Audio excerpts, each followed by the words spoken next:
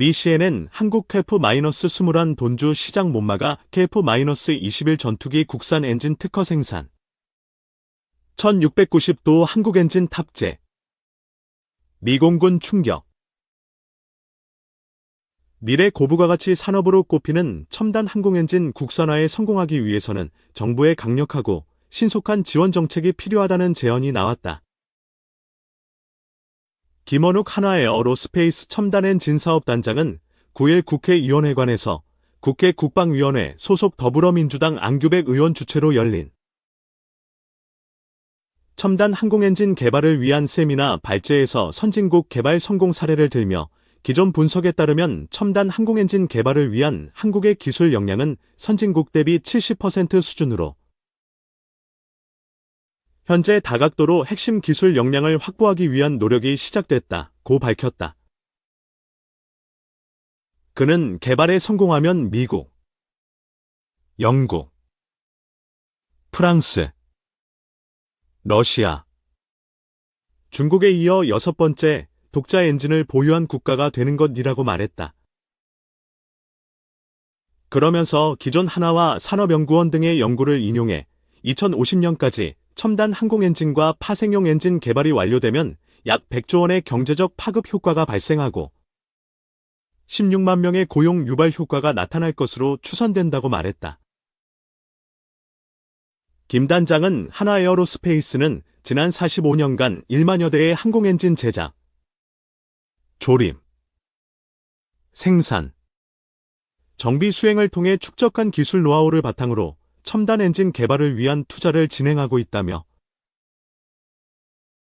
한국형 초음속 전투기인 KF-21 블록 3 전력화 시기에 지장 없도록 개발 일정을 단축하는 방안 등을 적극 검토하고 있다고 말했다. 김 단장은 정부 사업 승인, 사업 타당성 조사 완료 등을 거쳐 2026년 사업에 본격 착수하면 2039년까지 약 13년 동안 3조 원 넘는 개발 예산이 소요될 것으로 분석된다며 첨단 항공엔진과 파생형 엔진 개발 시 2059년까지 약 1700대의 엔진 수요가 발생할 것으로 추산되고 약 27조 원의 매출이 예상돼 정부 예산 절감에도 기여할 것으로 보인다고 했다. 그러면서 성공적인 첨단 항공엔진 개발을 위해선 국가 역량 집중을 위한 정부의 강력한 지원 정책이 필수라며 이와 함께 소재를 포함한 핵심 기술 실험 인프라 구축, 전문 인력 양성을 적기에 이룰 수 있는 계획 수립이 필요하다고 강조했다. 심현석 방위사업청 서기관은 항공엔진 개발 필요성 발제에서 한국은 세계 8번째로 초음속 전투기 개발에 성공했지만 엔진은 미국 제너럴 일렉트릭의 F-141 엔진을 사용하고 있다며 이 엔진은 한화에어로스페이스에서 면허 생산을 하고 있지만 우리 엔진이라고 말할 수 없다고 짚었다. 심 서기관은 미국도 난이도가 높은 엔진 부품 등은 엄격한 기술 통제를 적용하고 수출을 관리하고 있다며 우리가 필요할 때 언제나 필요한 성능의 엔진을 선진국에서 구매할 수 있다는 생각도 지나치게 낙관적인 것이라며 항공엔진 국산화 필요성을 역설했다. 이와 관련 정부는 1만 5천 파운드임 이상의 추력을 내는 항공엔진 개발을 추진하고 있는 가운데 연말까지 첨단 항공엔진 개발에 대한 구체적 로드맵을 수립한다는 계획이다. 이달 세미나에 참석한 석종건 방위사업청장은 첨단 항공엔진의 국내 개발에는 10년이 넘는 오랜 시간과 수조 원에 달하는 국가 예산이 필요하다며 이같이 밝혔다. 현재 항공엔진을 자체 기술로 개발할 수 있는 국가는 10개국 미만이다. 이들은 높은 수출 통제 등을 통해 항공엔진 기술을 보호하고 있다. 현재 KF-21, 수리온 등 국산 항공기에도 외국산 엔진이 탑재되는데 이를 수출할 때 엔진 생산국의 허가를 받아야 하는 등 어려움이 따른다. 특히 미사일 기술 통제체 등에 따라 6세대 유무인 전투기에 대한 엔진 수입 수출은 엄격히 통제된다. K-21의 스텔스기 전환 시에는 외국산 엔진을 탑재하지 못할 가능성이 크다는 얘기다. 이에 따라 정부는 국방과학연구소 주관으로 출력 1만 5천 이브프급 이상의 항공엔진 개발을 위한 개념 연구를 진행하고 있다. 이 사업에 하나에어로스페이스와 두산에너빌리티는 각각 항공엔진 개념 설계안과 개발 전략을 제출했다. 양사는 한국형 전투기 카프-21에 탑재된 미국 제너럴 일렉트릭의 F414 엔진을 기반으로 신규 엔진 모델을 제시했다. F414보다 출력과 연료 소모율이 10에서 15%가량 늘어난 설계안을 제출했다.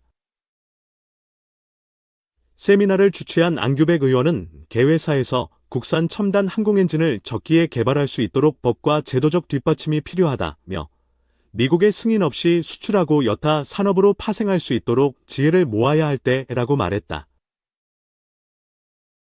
이날 세미나에는 안 의원을 비롯해 민주당 허성무박선언부 승찬 의원, 국민의힘 강선영 의원 등이 참석했다.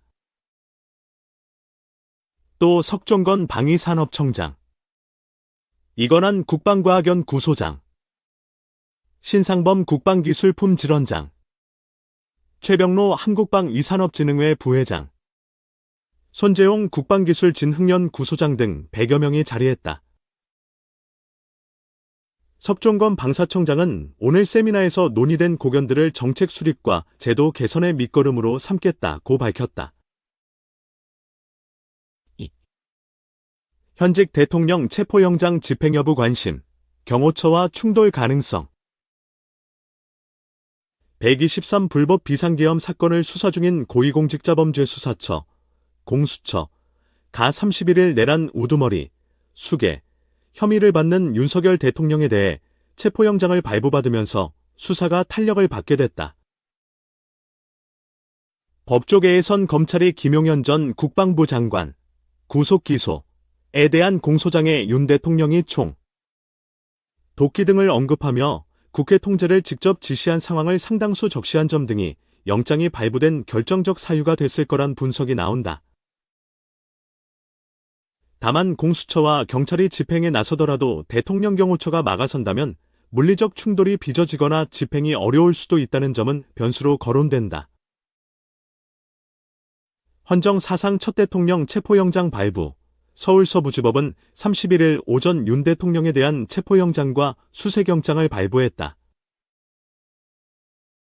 공수처와 경찰청 국가수사본부, 국방부 조사본부의 비상계엄 공조수사본부, 공조본은 3차례 통보한 18, 25, 29일 출석 요구를 윤 대통령이 무응답으로 일관하며 불응하자 30일 0시 체포영장을 청구하며 강제수사에 돌입했다. 통상 수사기관은 피의자가 출석 요구를 3회 불응할 경우 체포영장을 청구한다. 현직 대통령에게 체포영장이 청구 및 발부된 것은 헌정 사상 처음이다. 대통령은 재직 중 형사상 소출을 받지 않지만 내란죄는 예외다.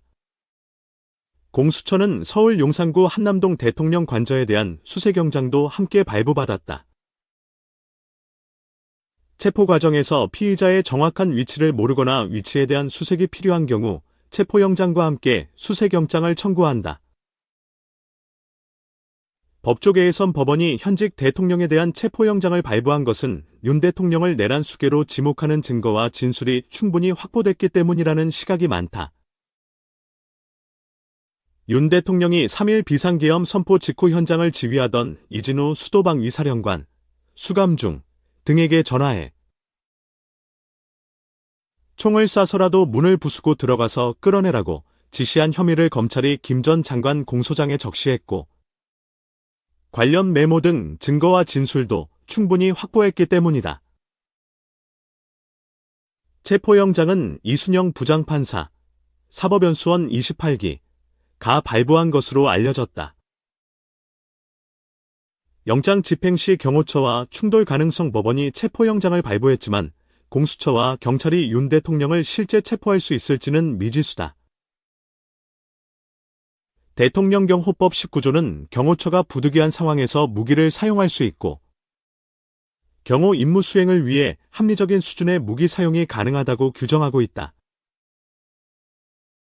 공수처는 경호처가 영장 집행을 막으면 공무집행방해죄로 연행할 수 있다는 입장이다. 경호처가 대통령경호법을 근거로 집행을 막아설 경우 양측이 물리적 충돌을 빚을 가능성도 배제할 수 없는 것이다. 윤 대통령 측 지지자들이 관저로 몰려들어 경찰과 충돌할 가능성도 있다. 경찰은 영장 집행을 강행하겠다는 입장이다. 경찰 특별수사단 관계자는 체포영장이 발부되면 집행은 이뤄져야 하는 건지라고 밝혔다.